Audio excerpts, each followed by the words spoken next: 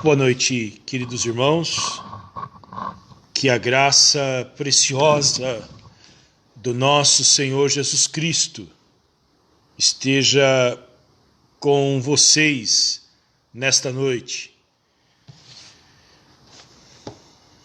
Graça e a paz do Senhor Jesus esteja com vocês, que Deus os abençoe. Eu já quero cumprimentá-los.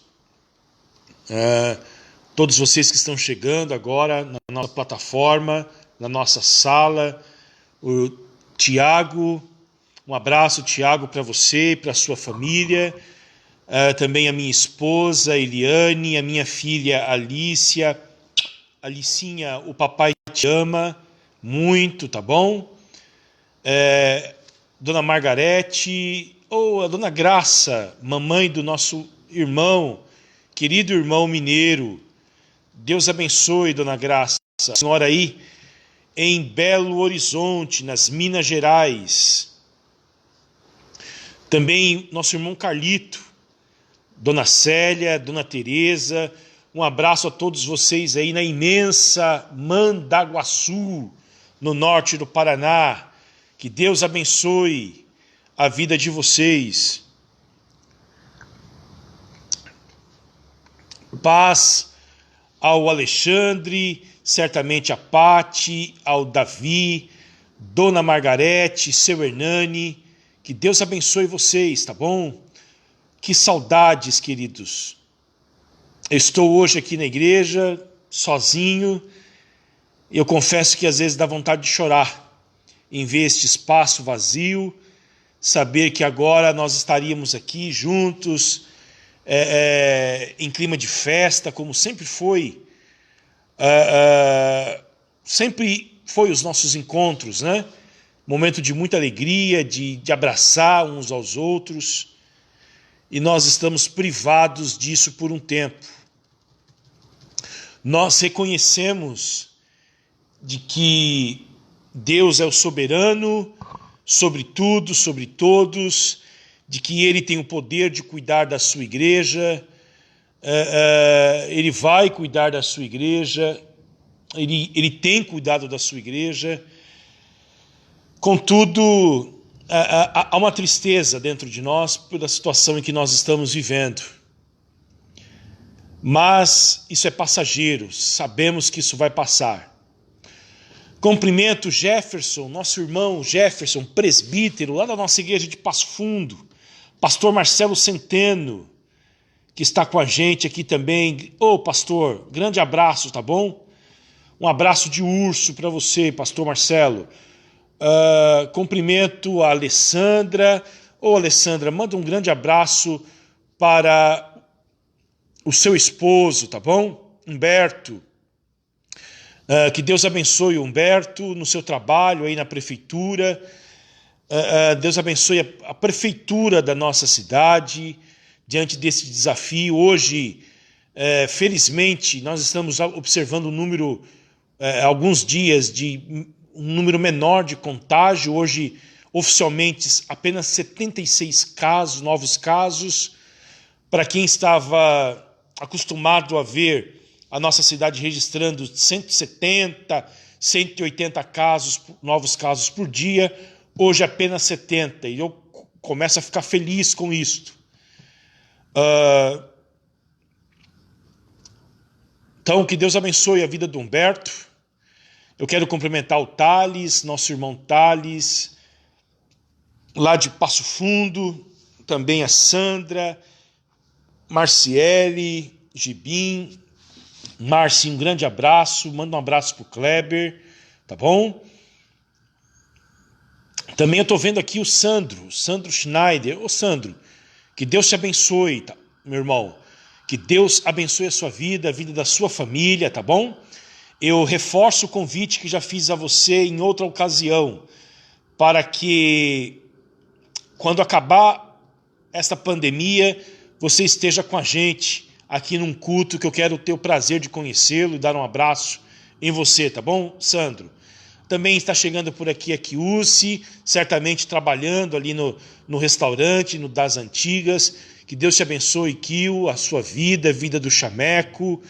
a vida do Fabiano, mais esse passofundense que está aqui em Balneário Camboriú, e também aos colaboradores aí do Das Antigas, que Deus abençoe. Eu estou vendo o Regis, a Renata, que saudades de vocês, Regis e Renata. Um grande abraço para vocês, um abraço ao Henry e ao Theo, que já certamente deve estar andando, o Theozinho, né? Imagina essas crianças chegando aqui na igreja, querido, que alegria nós vamos ter. E certamente com a Maria Liz, com a Clara, a filha do Douglas e da Camila, e também com o Noah, filho da Celita. Quando regressarmos aos cultos, certamente com essas crianças, o Daniel, filho da Juana e do Vicente, e o meu filho Thomas.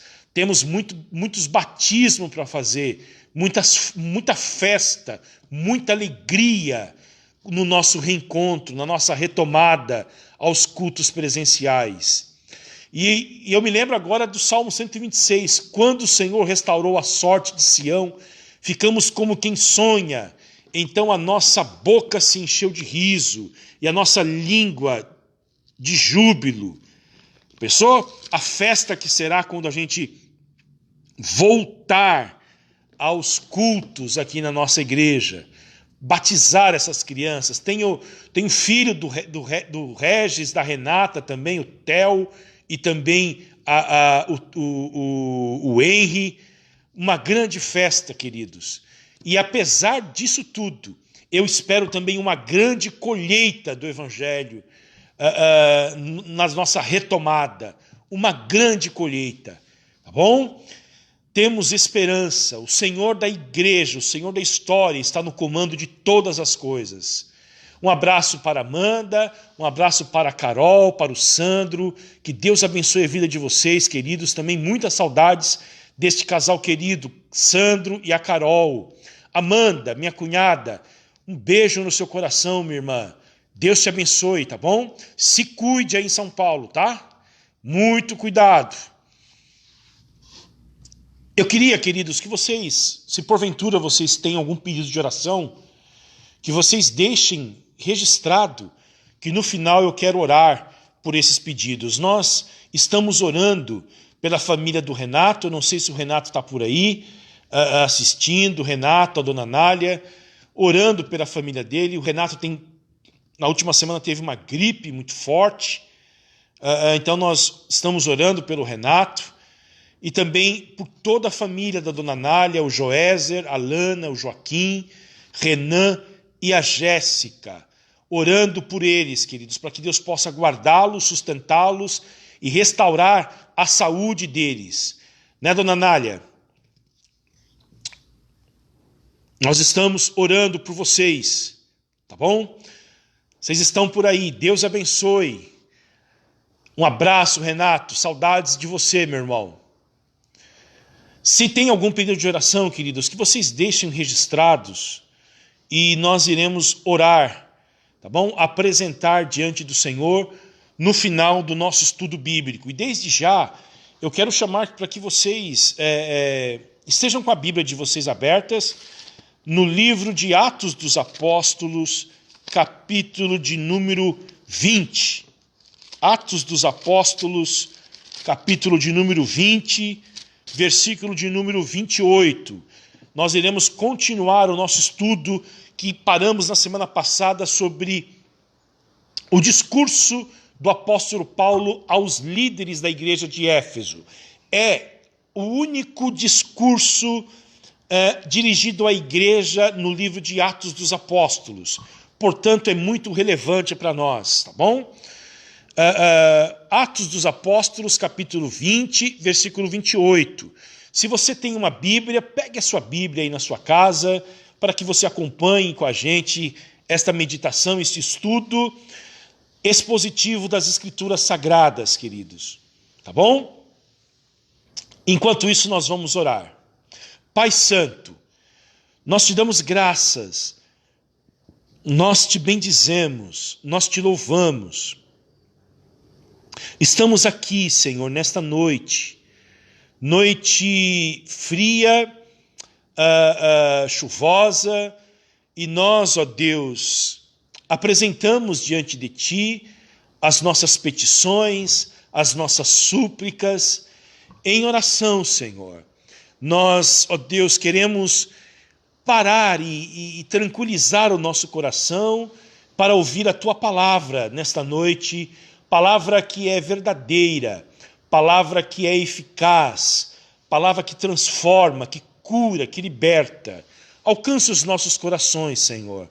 Instiga-nos a Ti, a buscarmos a Ti, Senhor, e também a reverenciarmos o Teu santo nome. Esteja conosco, nos abençoe. Ó Deus Santo, inspira as nossas vidas, que o Teu Espírito se une à Tua palavra, Senhor, para, de forma eficaz, produzir os frutos nos nossos corações. É a minha oração, em nome de Jesus. Amém.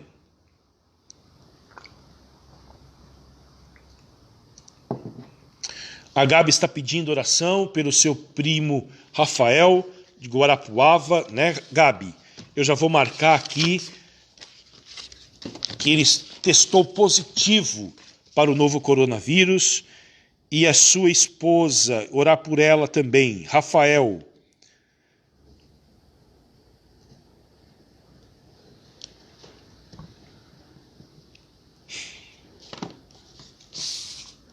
Queridos, Atos dos Apóstolos, capítulo 20, versículo 28, diz o seguinte: cuidem de vocês mesmos e de todo o rebanho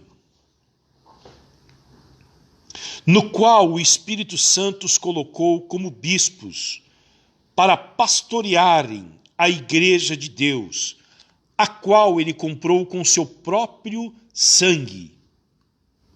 Eu sei que, depois da minha partida, aparecerão no meio de vocês lobos vorazes, que não pouparão o rebanho, e que até mesmo entre vocês se levantarão homens, falando coisas pervertidas, para arrastar os discípulos atrás de si. Portanto, vigiem, lembrando que, durante 3 anos, noite e dia, não cessei de admoestar com lágrimas cada um de vocês. Agora, pois, eu os entrego aos cuidados de Deus e à palavra da sua graça, que tem poder para edificá-los e dar herança entre todos os que são santificados. De ninguém cobicei prata, nem ouro, nem roupas. Vocês mesmos sabem que estas minhas mãos serviram para o que era necessário a mim e aos que estavam comigo. Em tudo tenho mostrado a vocês que, trabalhando assim, é preciso socorrer os necessitados e lembrar as palavras do próprio Senhor Jesus. Mais bem-aventurado é dar do que receber. Amém. Como eu já disse na nossa introdução prévia, nós estamos analisando a segunda parte do discurso final do apóstolo Paulo aos presbíteros de Éfeso. E nós, na semana passada, estudamos um padrão apostólico de ministério. E hoje nós veremos o desafio para nós, para a igreja de Jesus Cristo.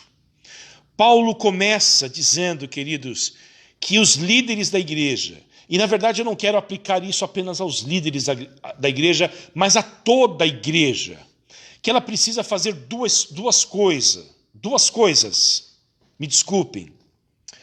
A primeira delas, cuidar delas mesmas. Olha o que ele diz: cuidem de vocês mesmos.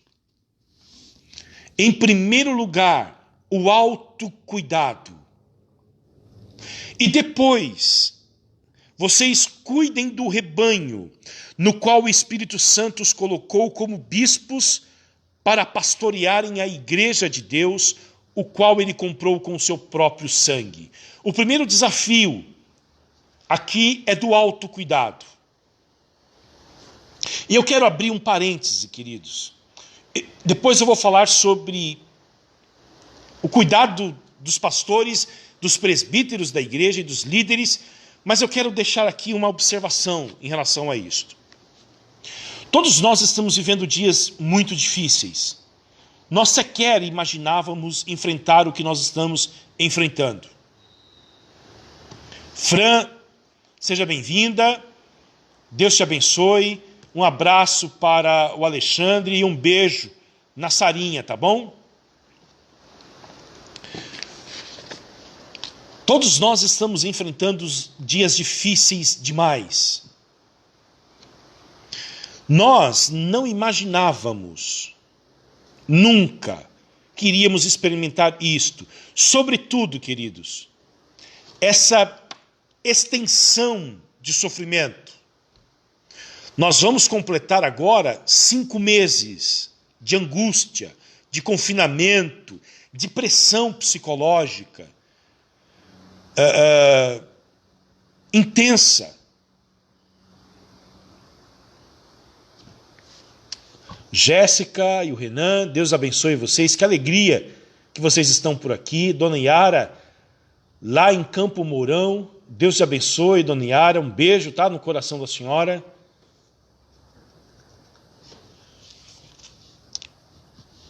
E me parece, queridos, embora todos estejam sofrendo,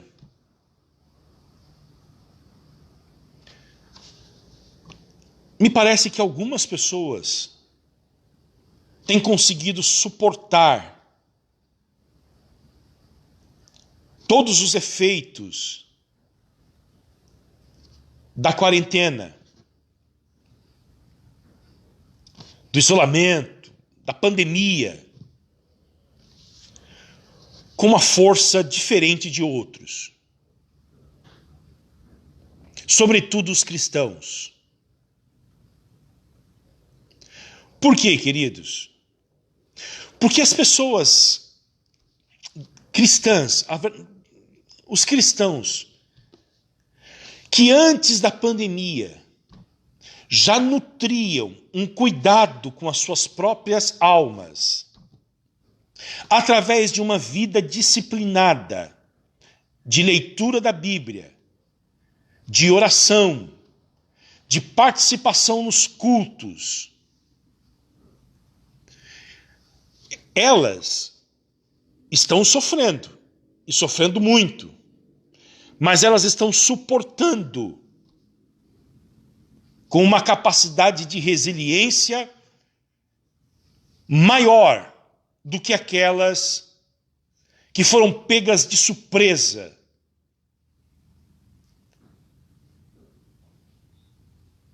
E que agora estão procurando ajeitar as suas vidas, organizar as suas próprias vidas.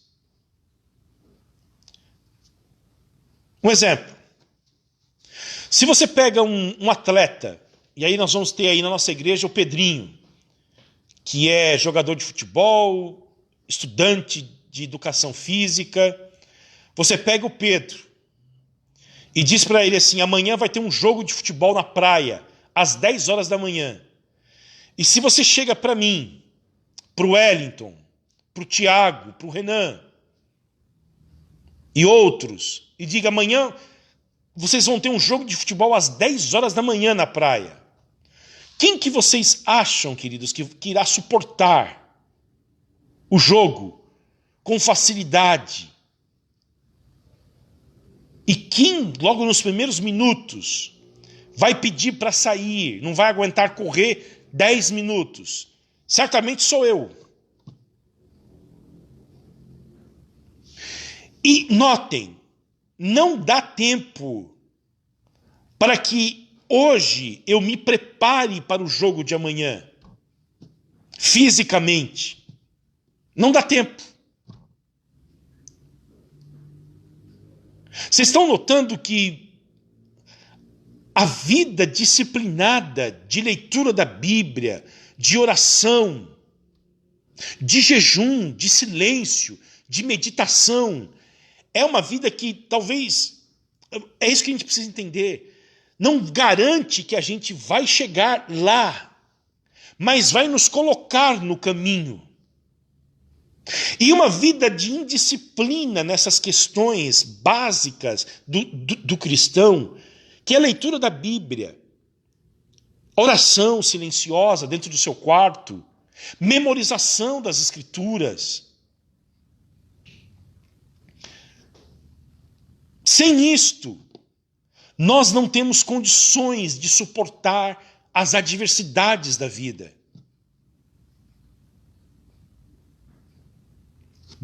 Acho que deu para usar bem aí a ilustração e mostrar como que é importante o cristão ter o seu cuidado pessoal. E quando ele diz cuidado, cuidem de vocês mesmos,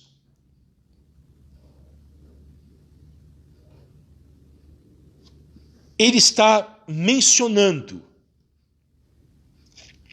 essas questões que só você pode fazer, que é cuidar da sua alma.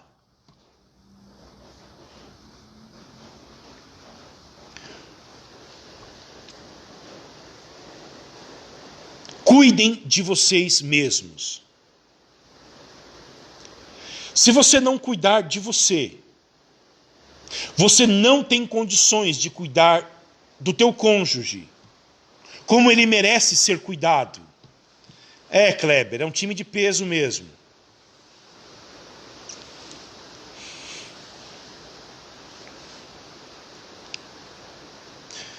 Se você não tem condições, se você não cuida de você, certamente você não cuidará bem dos seus filhos.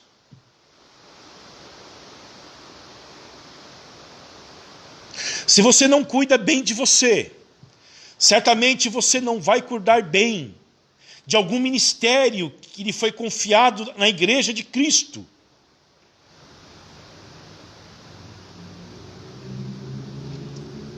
Esse é o desafio principal que Paulo está apresentando aqui. Em primeiro lugar, cuide bem de vocês mesmos. Richard Baxter, considerado o maior pastor puritano da Inglaterra, escreveu um livro que é um clássico. É um clássico. Talvez o melhor livro sobre o trabalho pastoral já escrito. Ele escreveu esse livro baseando-se neste versículo da Bíblia que nós acabamos de ler, Atos 20 e 28. E eu gostaria muito que a nossa igreja, no futuro, comprasse um exemplar deste livro e desse para cada um dos membros da igreja, sobretudo para os candidatos ou os futuros presbíteros da nossa igreja. É uma leitura obrigatória, penso eu.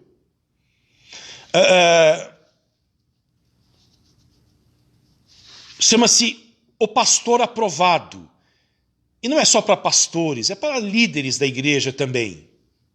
E eu, queridos, não posso reproduzir todo o texto, mas eu quis fazer uma síntese, na verdade um sumário, não uma síntese, um sumário do primeiro capítulo deste livro dele, que é considerado o melhor livro sobre a prática pastoral de todos os tempos na história da igreja. O Pastor Aprovado. O sumário diz o seguinte, estejam atentos para que o trabalho da graça salvadora seja plenamente realizado em suas próprias almas. Quando o Richard Baxter está dizendo o seguinte, quando Paulo diz, cuidem de vocês mesmos, ele está dizendo, ele diz o seguinte, estejam atentos para que o trabalho da graça salvadora seja plenamente realizado em suas próprias almas. Segundo lugar, não se contentem com um aparente estado de graça, mas cuidem para que a graça se mantenha vigorosa e vital na sua alma. Terceiro lugar, tomem cuidado de si mesmos para que o seu exemplo não contradiga a doutrina. Isto é, para que você nunca seja dito sobre você o seguinte, que é pastor ou que é líder da igreja. Observem o que ele diz, mas não façam aquilo que ele faz.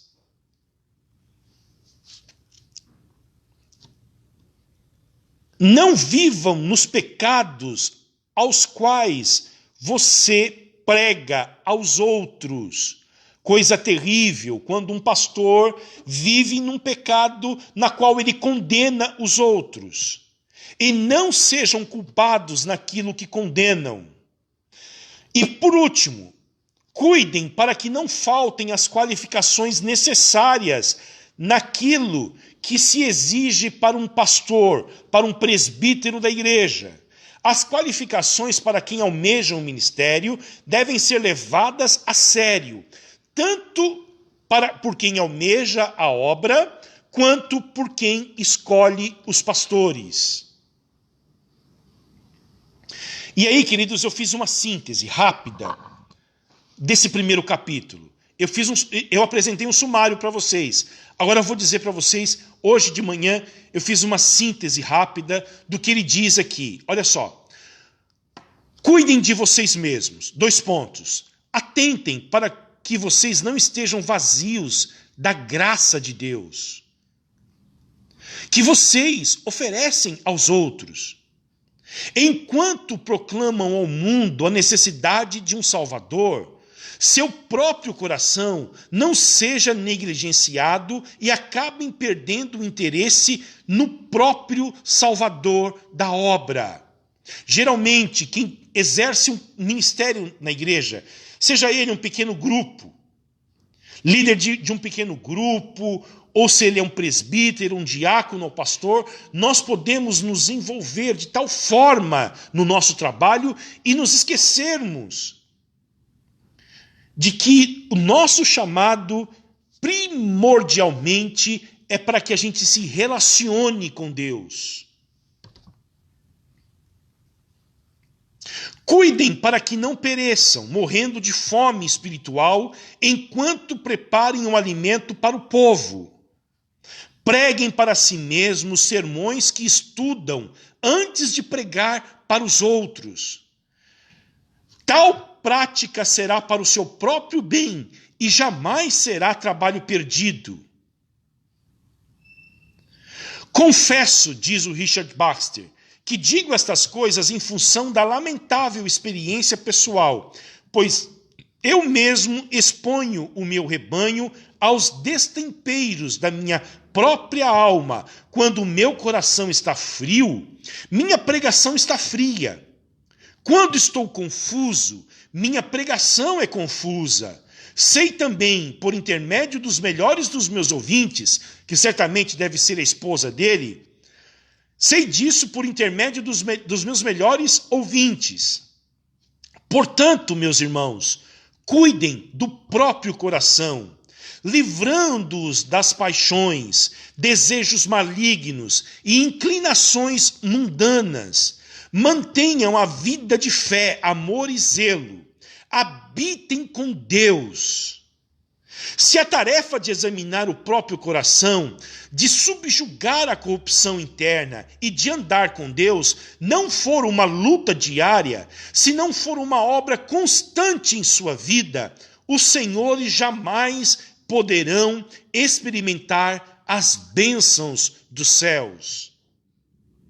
E para terminar, ele dizia o seguinte: acima de tudo, permaneçam em oração e meditação secreta, de onde vem o fogo celeste que consome os sacrifícios.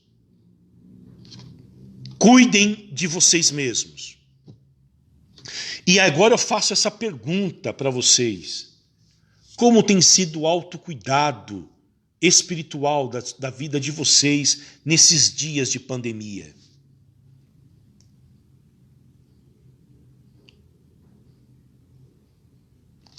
O que só você pode fazer, que é entrar dentro do teu quarto, fechar a porta do teu quarto, dobrar os teus joelhos, abrir as Escrituras, ler as Escrituras, aquietar o seu coração para ouvir a voz de Deus. A igreja não pode fazer isso por você, é você quem deve fazer. Como que essa prática está presente na sua vida? O segundo desafio que o apóstolo Paulo apresenta no texto que nós lemos é o cuidado do rebanho. Depois de cuidar de si mesmo, porque se você não pode cuidar bem de si mesmo, você não vai cuidar bem dos outros. Lembre-se disto, queridos. A liderança da igreja de Éfeso deveria cuidar de quem? Cuidar do rebanho de Deus. Olha o que o texto diz: cuidem de vocês mesmos e de todo o rebanho no qual o Espírito Santo os colocou como bispo para pastoreardes a igreja de Deus, a qual ele comprou com o seu próprio sangue. A função de um presbítero, seja ele um presbítero regente ou docente, é pastorear a igreja de Deus. É cuidar do rebanho de Deus. E como que os líderes da igreja cuidam do rebanho de Deus? Eles o fazem pastoreando. E o que significa pastorear, queridos? Pastorear significa pelo menos 3 coisas. Tá bom? Eu vou aí me valer da literatura que fala sobre o ofício de pastor, e eu consultei um teólogo escocês, e ele sabia do que estava dizendo, porque a Escócia é um país de uma atividade, como que é o nome que se dá à ciência, ao rebanho, né? Eu me esqueci. Ele diz que a função pastoral consiste em 3 coisas: conduzir as ovelhas, guardar as ovelhas dos ataques externos, porque as ovelhas são animais que não têm nenhum sistema de defesa, é completamente vulnerável, e ele dizia ainda por cima, além de vulneráveis, de extremamente vulneráveis, elas são extremamente burras, sem senso de direção, sem capacidade de reação também. Conduzir. E nós sabemos que os pastores conduzem através da sua voz. As ovelhas conhecem a voz do seu pastor. Guardar essas ovelhas e alimentá-las. Portanto, são 3 atividades que pertencem ao ofício pastoral: condução, segurança e a provisão do alimento. Nós somos pastoreados pela palavra de Deus. É a palavra de Deus quem conduz a gente, quem guarda a gente e quem também nos alimenta, tá bom? Portanto, a tarefa de ensinar e de admoestar e de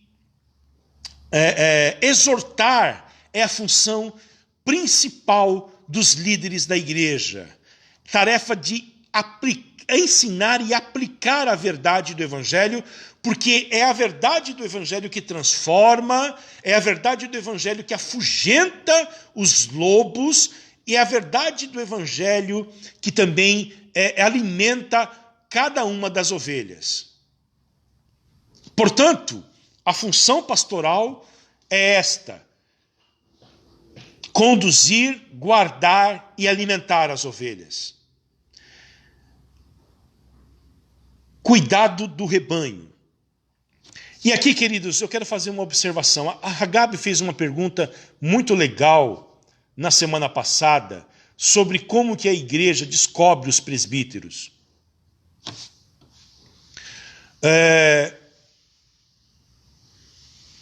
A igreja descobre os presbíteros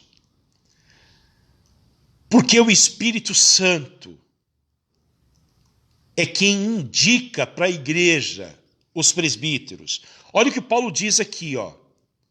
Cuidem de vocês mesmos e de todo o rebanho no qual o Espírito Santo os colocou como bispos. Na nossa igreja, nós elegemos os presbíteros. A congregação dos membros da igreja elege os seus presbíteros. Mas não é a igreja que descobre as pessoas que se tornam presbíteras. É o Espírito Santo quem coloca esses presbíteros na igreja. O que a igreja faz é simplesmente elegê-los e dar a eles a responsabilidade, reconhecer a responsabilidade deles com este ofício. Agora, nós lemos na semana passada quais são as qualificações necessárias para que uma pessoa seja um presbítero ou um pastor. E, queridos, hoje eu quero complementar dizendo que é o Espírito Santo quem levanta esses presbíteros. E a pergunta que talvez fique é esta: como que a igreja descobre quem são as pessoas que foram postas pelo Espírito Santo, levantadas pelo Espírito Santo para exercerem o ministério episcopal de um bispo, de um presbítero, de um pastor? Vocês querem ver? Nós já lemos na semana passada as qualificações e hoje eu quero dizer para vocês que as pessoas que já foram levantadas por Deus como presbíteros em uma congregação são aquelas, queridos, que já exercem este cargo mesmo antes de uma eleição e de uma indicação da igreja.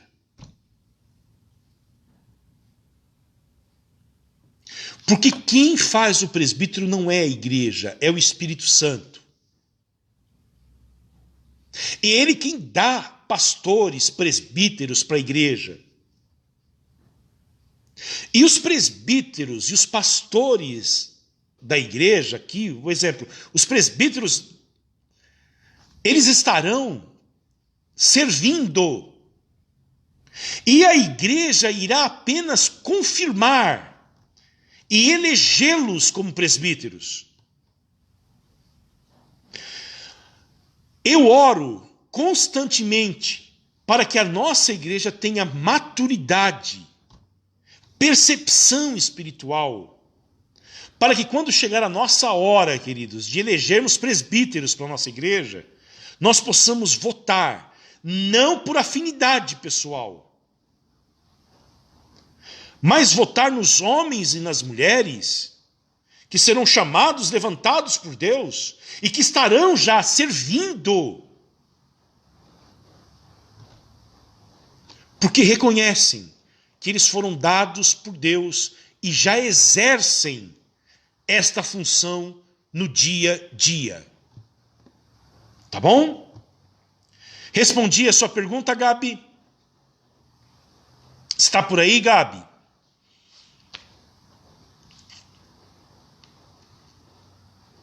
Semana passada nós lemos as qualificações bíblicas mínimas para um presbítero. Hoje, como que a igreja descobre a pessoa que tem o chamado de Deus para exercer este cargo? Enquanto eu tomo um pouco d'água, eu cumprimento o Anderson. Deus te abençoe, Anderson, um grande abraço. E observo que o pastor Marcelo Centeno disse que a função é apacentar. Eu entendo, pastor, que essa palavra apacentar é a principal. E essas três palavras que eu citei, conduzir, guardar e alimentar, elas fazem parte desta palavra aí que você sintetizou em uma só, apacentar. Tá bom? Essa palavra, talvez seja apacentar, seja polissêmica, tem vários significados. E dentre eles eu apresentei esses 3. Conduzir as ovelhas, guardar as ovelhas e também alimentá-las espiritualmente. E aqui, queridos, o que deve servir de muita motivação para a gente. O que é a igreja para o apóstolo Paulo? Olha só o que ele diz no versículo 28. A igreja de Deus.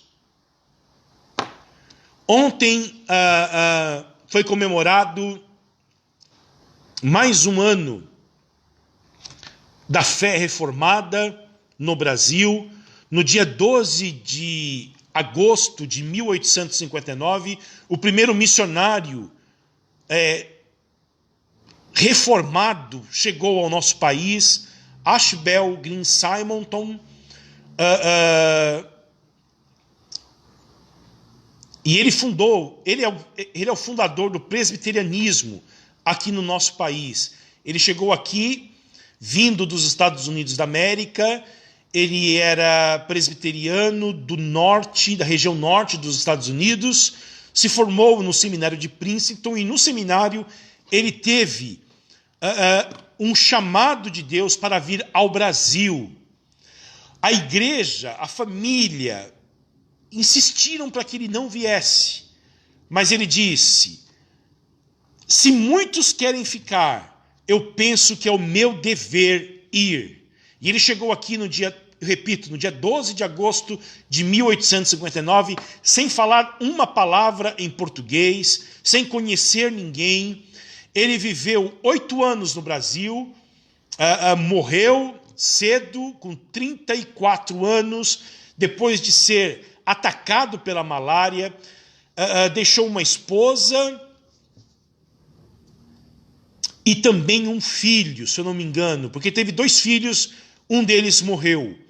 Mas em apenas 6 anos de trabalho, 8 anos de trabalho, ele deixou fundado um presbitério aqui da igreja presbiteriana no nosso Brasil.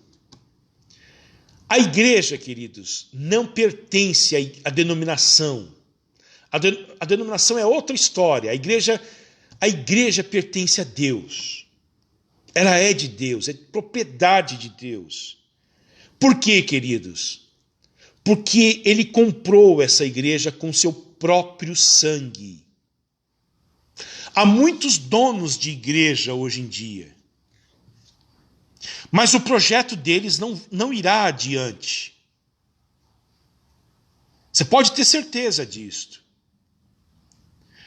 Porque a igreja de Jesus Cristo pertence somente a ele, e ela é preciosa aos olhos dele, e ele derramou o seu sangue para comprar esta igreja para ele mesmo.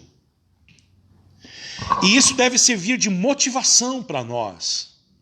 Porque se nós estamos envolvidos com a igreja, se nós exercemos algum cargo na igreja de liderança, nós estamos fazendo o trabalho mais nobre que existe na face da terra. Nenhum outro projeto irá durar. Nenhum outro projeto terá a durabilidade, nenhum outro projeto tem a importância que tem a igreja. Porque a igreja, queridos, ela é a causa mais importante que existe na face da terra. E o que há de mais importante que ocorre hoje é sobre a igreja, porque a igreja foi comprada com o sangue de Jesus Cristo.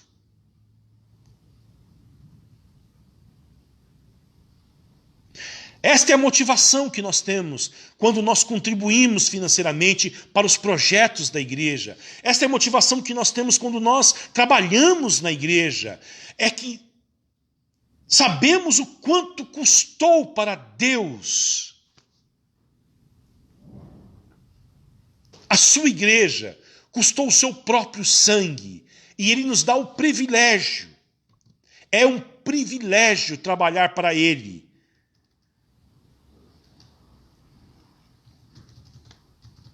Portanto, a igreja é algo de mais nobre importância na mentalidade do apóstolo Paulo. Vamos passar agora, queridos, ao versículo de número 29. Paulo vai mudar de assunto. Ele vai falar sobre o futuro da igreja. E o futuro é ameaçador. Olha o que ele diz. Versículo 29. Eu sei que depois da minha partida, ele está indo embora, está indo para Jerusalém. Aparecerão no meio de vocês lobos vorazes, que não pouparão o rebanho.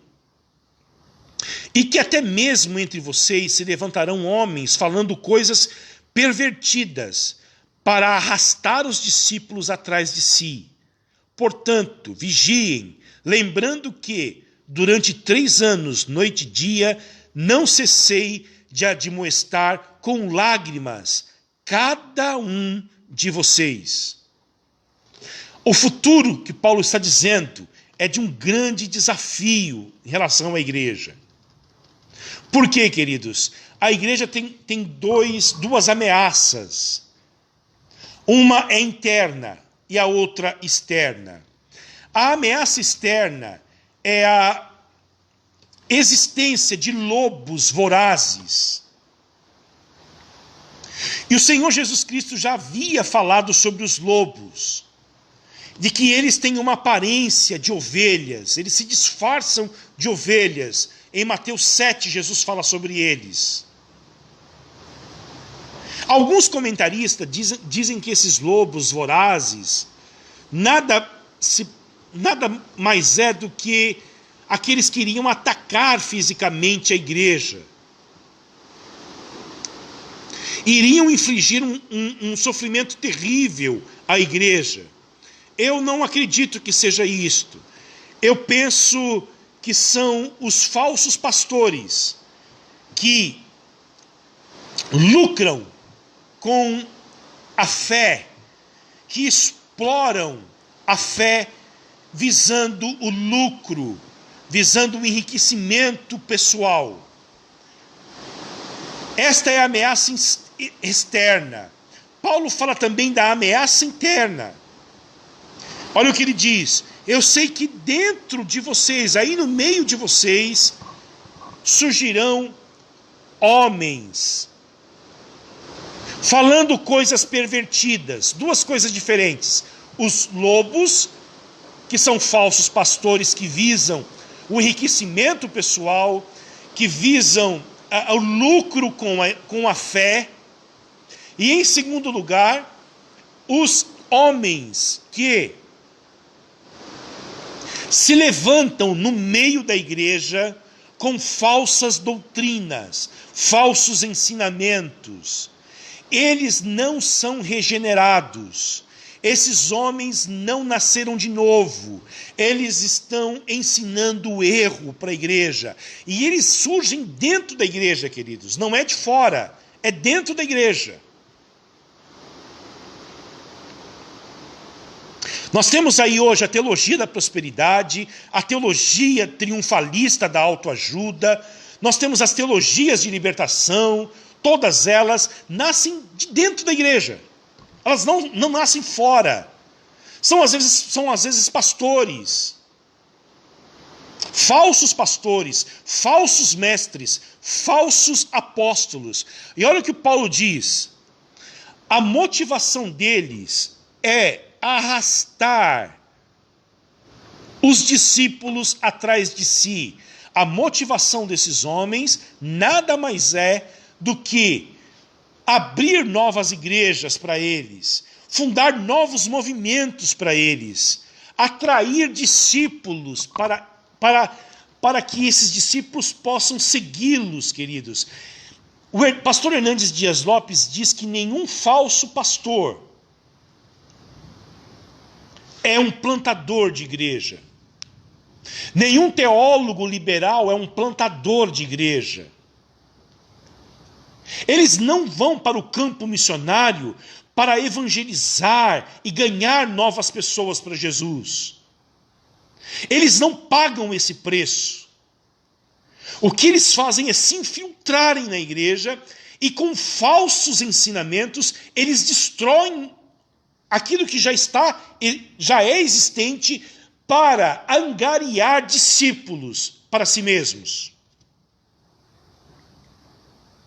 Essa é a ameaça interna. Eu queria que vocês abrissem a Bíblia de vocês em 2 Pedro, lá no final da Bíblia. 2 Pedro, capítulo de número 2.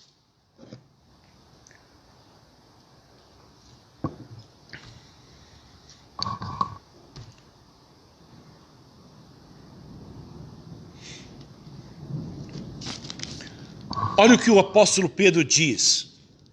Assim como surgiram falsos profetas no meio do povo, isto é, lá no povo de Israel, também haverá falsos mestres entre vocês. Será que nós estamos preparados para isso, queridos? Para discernir um falso mestre? O reverendo Martin Lloyd-Jones dizia que um falso mestre, ele não é conhecido pelo que ele fala. Olha só, você não consegue identificar um falso pastor pelas palavras que ele fala. Antes, você o identifica por aquilo que ele deixa de falar.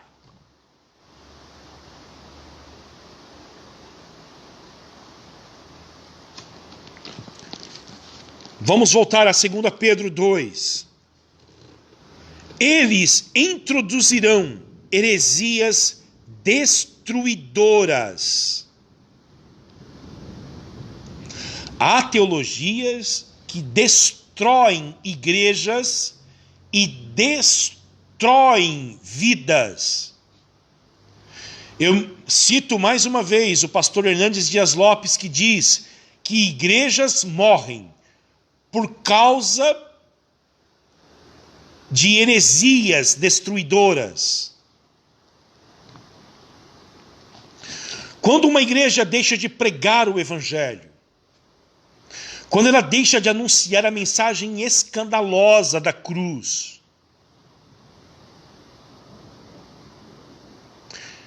quando ela deixa de anunciar as doutrinas da graça de Deus, na verdade, essa igreja já está perdida. E historicamente nós podemos afirmar, queridos, que pode-se contar os dias para que esta igreja ou denominação acabe,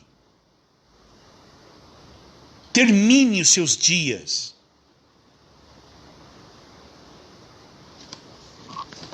Olha só o que Pedro diz. Eles vão chegando a renegar o soberano Senhor que os resgatou. Nós podemos renegar Jesus. Como que nós renegamos Jesus, queridos? É muito simples, olha só. Basta que num púlpito de uma igreja, o pastor pregue e ensine que o ser humano não é tão mau assim. Que ele, com um pouco de educação, cultura, melhor ambiente de vida,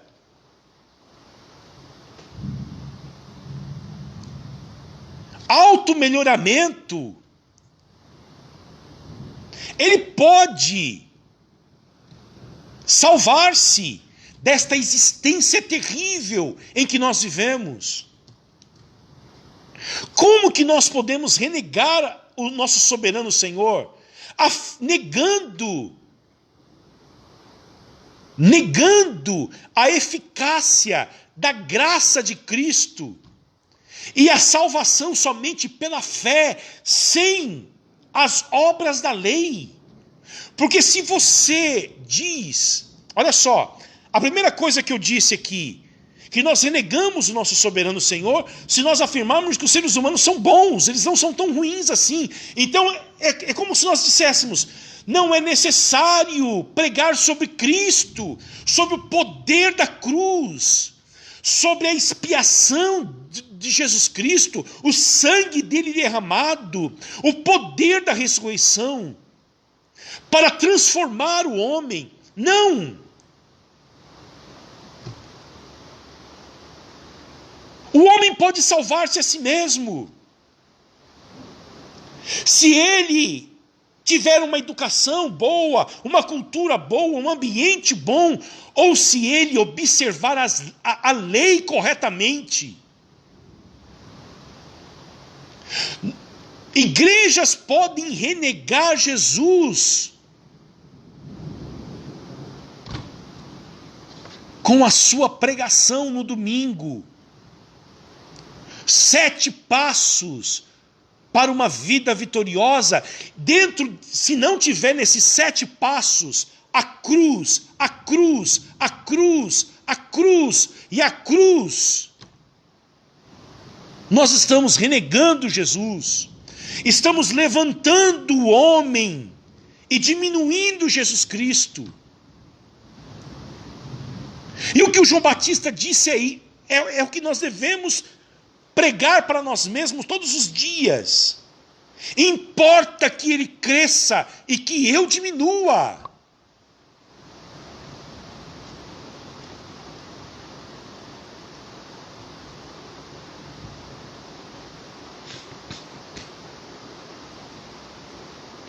Numa igreja onde o homem é muito grande, Jesus é muito pequeno. Guardem bem isto. Numa igreja que não se fala do pecado, e como o pecado destruiu as nossas vidas, impossibilitando-nos de ter acesso a Deus, e o acesso a Deus é apenas pela graça dele, pela iniciativa dele em nos transformar. Se uma igreja faz isto, ela está elevando o homem e diminuindo Jesus Cristo. E que o Senhor Jesus Cristo nos livre disto, queridos. Para o bem da sua alma. Não aceite que um pastor diminua Jesus Cristo e levante os homens.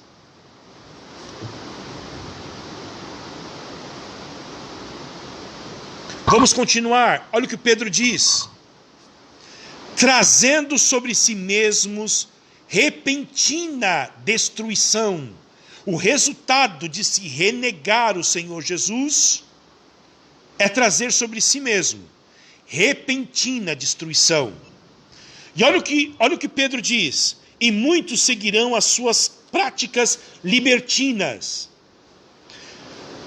Porque o resultado é uma vida sem freio.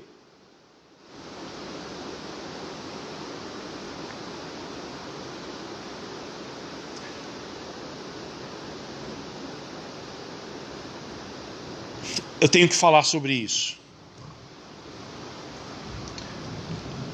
Junto com as falsas doutrinas, há uma falsa concepção de graça.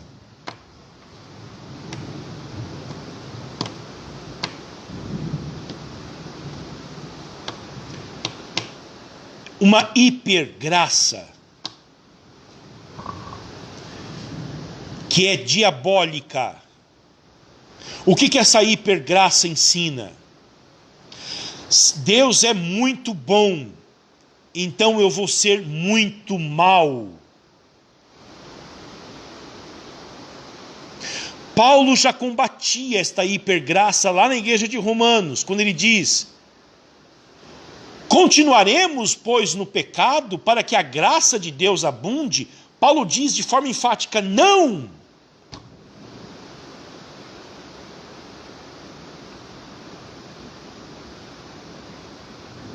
Esta é uma vida libertina.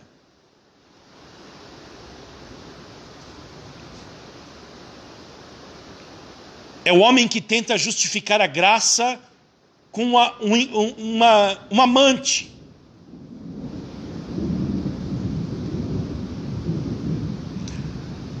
A ausência de luta contra o pecado, de mortificação do pecado, como Paulo ensina no capítulo 6 de Romanos,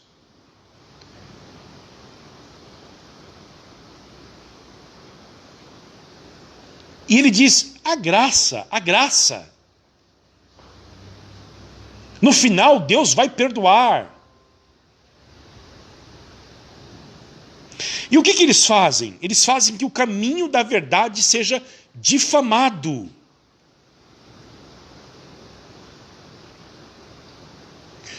Agora, uma característica dos falsos mestres, desde a época dos apóstolos até hoje, olha só, eles são movidos por avareza, eles amam dinheiro. Eles amam o dinheiro. E eles explorarão vocês, olha o que Pedro está dizendo, eles explorarão vocês com palavras fictícias. Eu quero me abster de fazer um comentário sobre isso, tá bom? Eles explorarão vocês com palavras fictícias. Algumas coisas só. Vão inventar campanhas sem fim.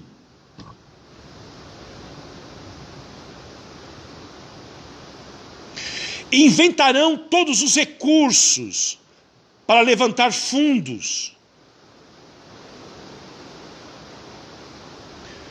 É campanha do Mar Morto, campanha do Monte Sinai.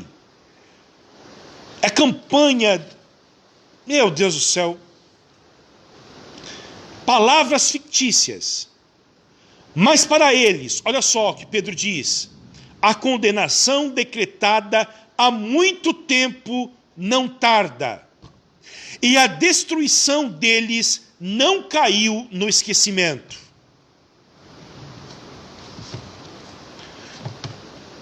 Tanto o apóstolo Pedro quanto o apóstolo Paulo afirma que essas pessoas surgirão no meio da igreja. João Calvino dizia que um pastor deve ter duas vozes.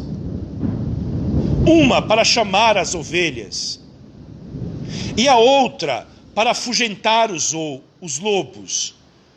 E a Escritura Sagrada nos daria meios para fazer ambas as coisas. Chamar as verdadeiras ovelhas de Jesus Cristo através da pregação do Evangelho e afugentar os lobos. Lobos não suportam a pregação genuína do Evangelho. Eles não ficam nesses ambientes, queridos. Vale lembrar o que o apóstolo Paulo diz em 2 Timóteo, capítulo de número 3.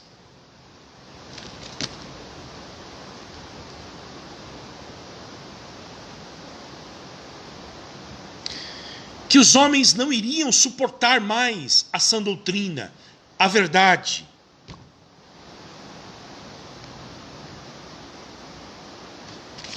Vamos lá, vamos terminar. O que Paulo diz que os pastores, os líderes da igreja de Éfeso deveriam fazer diante desta ameaça?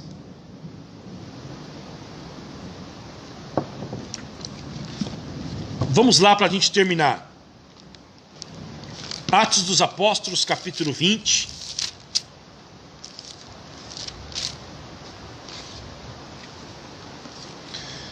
Ele diz que a igreja deve vigiar. Os líderes devem vigiar. Olha só. Portanto, olha a conjunção adversativa aqui, tão importante. Vigiem, lembrando que durante 3 anos, noite e dia, não cessei. Do que? Paulo não cessou de admoestar com lágrimas cada um de vocês. Paulo não deixou de ensinar, de corrigir de falar a verdade a cada um da igreja de Éfeso. E aqui, queridos, nós vemos que nós devemos falar a verdade na igreja. E sempre falar a verdade, mas sempre falar a verdade com amor.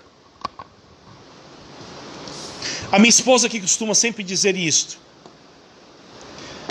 não é o jeito que você fala, é a maneira que você fala. A verdade sem amor machuca, e o amor sem a verdade é lisonjeiro. A verdade é sempre recheada com amor. A Bíblia diz que Jesus se manifestou aos homens cheio de graça e de verdade. Amor e verdade.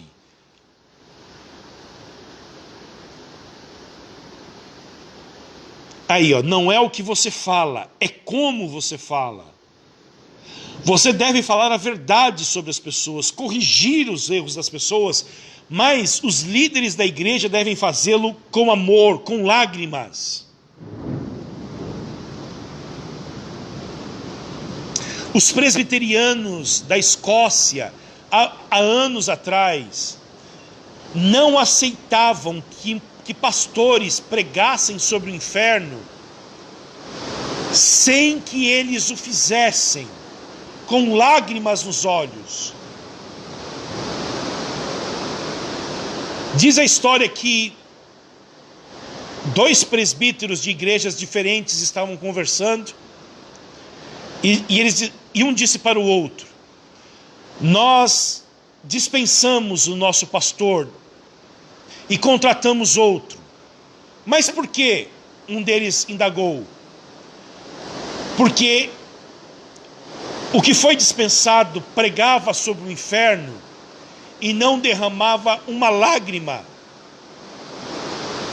Então o presbítero perguntou: e o que o outro pastor, o novo pastor, prega?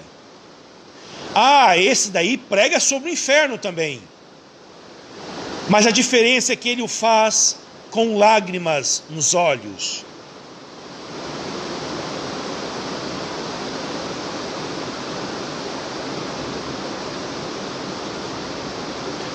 Segunda coisa, Paulo diz que, olha só, versículo 32, agora, pois, eu os entrego aos cuidados de Deus. Entregar aos cuidados de Deus é intercessão, é oração. A igreja vigia contra os falsos lobos. A igreja vigia contra as ameaças internas, ensinando com amor e também intercedendo. E a igreja também faz isto, ensinando a palavra da sua graça. Queridos, não aceitem um púlpito que não ensina sobre a graça de Deus. O que diferencia o cristianismo do judaísmo, do islamismo, do budismo, da macumba e de tudo que tem no mundo, em termos de religião, é a mensagem da graça de Deus. Todas as outras religiões tentam se conectarem com Deus, mas eles os fazem sob a premissa do mérito humano, das boas obras, do sacrifício para chegar até Deus. O cristianismo diz e ensina que Deus veio até nós quando nós não tínhamos condições alguma de nos achegarmos até Ele por causa dos nossos sacrifícios, das nossas ofertas, da nossa entrega, da nossa retidão. É esta a mensagem singular do Evangelho, a mensagem da graça de Deus. Para o bem da sua alma, não aceite um púlpito que não ensine sobre a graça de Deus.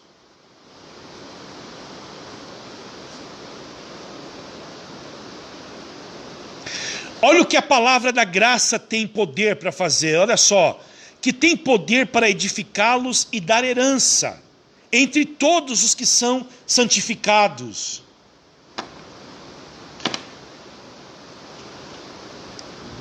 Terceiro lugar, a igreja vigia, afugenta lobos, espanta os falsos mestres, quando os líderes têm um ministério altruísta, queridos. Olha só o que Paulo diz, versículo 33, para a gente terminar. De ninguém cobicei prata, nem ouro, nem roupas. Vocês mesmos sabem que estas minhas mãos serviram para o que era necessário a mim e ao que estavam comigo.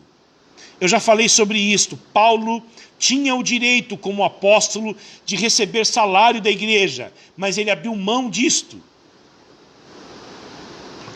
Em tudo tenho mostrado a vocês que, trabalhando assim, é preciso socorrer os necessitados. A função da liderança da igreja é não procurar ser servida pela igreja, não procurar a igreja para um trampolim, para se tornar rico. Muito pelo contrário, além da abnegação no trabalho, é função dos líderes da igreja ajudar também os necessitados, tendo como fundo o ensino do Senhor Jesus Cristo, que mais bem-aventurado é dar do que receber.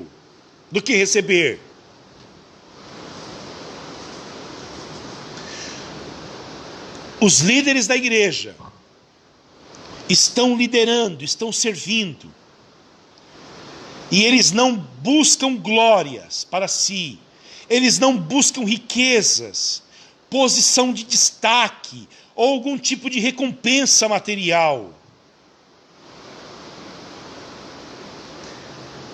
Eles estão lá para dar. E quando eles não recebem nem mesmo um tipo de agradecimento pelo serviço, eles não se ressentem, porque eles não estão fazendo para os homens, eles estão fazendo para Deus. Eu quero terminar citando a frase de Charles Studi, fundador da Juventude para Cristo. O lema dele era esse: se Jesus Cristo é Deus e morreu por mim, então nenhum sacrifício que eu fizer é grande ou demais para ele. Amém, queridos? Está aí o desafio que o apóstolo Paulo deixa para nós. Primeiro desafio, de cuidar de nós mesmos. Aí vem o desafio da vida devocional. Eu quero concluir citando a frase de Santo Agostinho. O grande teólogo da igreja dizia o seguinte: se você fracassar na sua vida de devoção pessoal, certamente você fracassará em todas as demais áreas da sua vida. O primeiro desafio, cuidar de nós mesmos. Segundo desafio, cuidar do rebanho de Deus. Terceiro desafio para todos nós: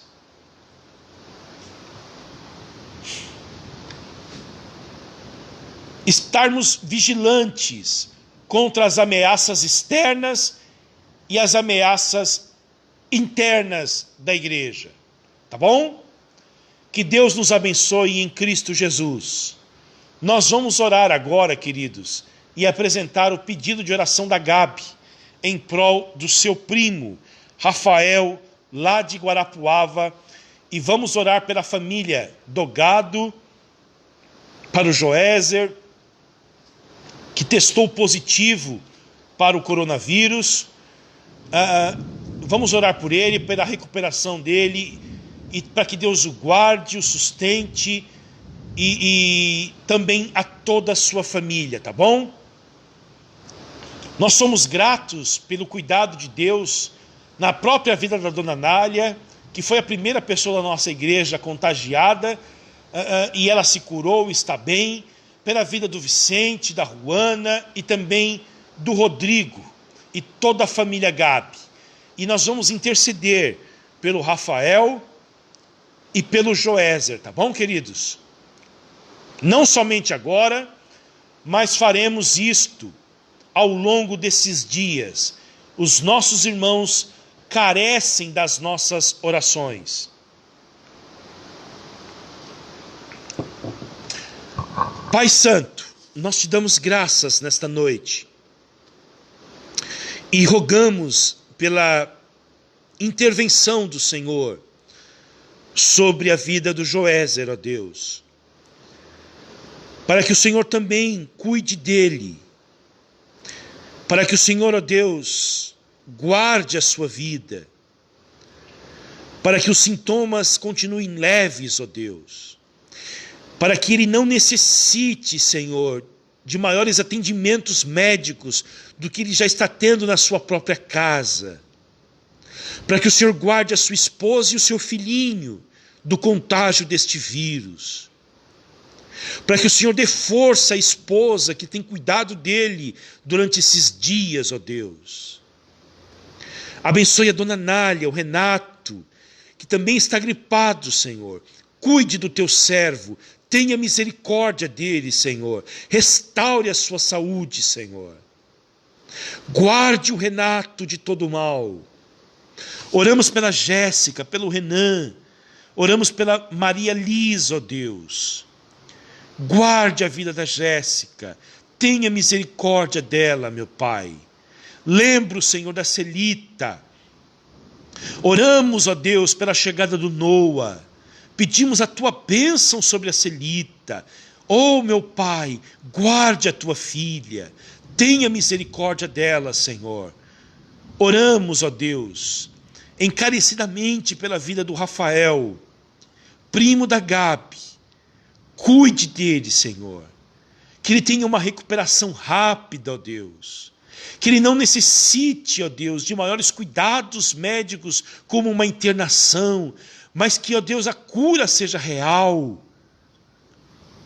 Guarde a sua esposa, os filhos, Senhor, toda esta família, e que neste momento de tensão, de apreensão deles, eles tenham os seus olhos voltados para cima, para o Redentor da alma deles, ó Pai.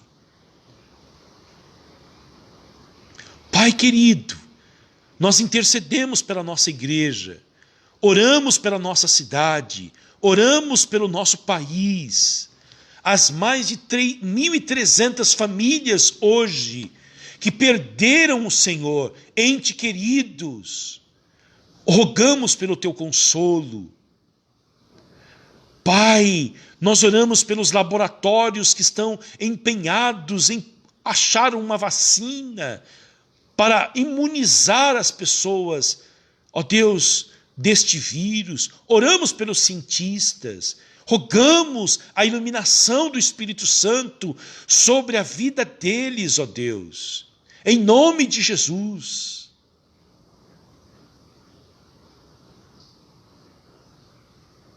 Pai querido, esteja conosco nesta noite, que as verdades do Evangelho que foram ensinadas, lidas hoje, sejam aplicadas aos nossos corações.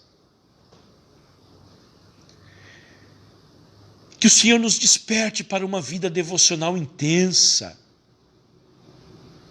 O autocuidado e o cuidado uns com os outros nesses dias de pandemia. Desperte a nossa igreja, Senhor, para estas duas realidades. Pai Santo, dá-nos uma noite de paz e de descanso. Cuide de nós, nos ampare, nos sustente e nos guarde. É a minha oração, em nome de Jesus. Amém, Senhor. Deus abençoe, queridos. Nós estaremos aqui domingo, às 19h30, para a nossa celebração. Que Deus abençoe a sua vida e a vida da sua família, em Cristo Jesus. Receba uma bênção. Que a graça preciosa do Senhor Jesus, o grande amor de Deus, o nosso Pai, a comunhão e o consolo do Espírito Santo esteja com todos vocês, hoje e sempre. Amém.